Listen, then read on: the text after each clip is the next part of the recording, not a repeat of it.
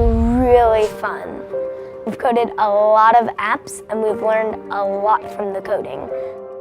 We had 4 kids in particular that were able to just pick up this program really quickly. They were able to get the code down and use the program. It was amazing to watch that.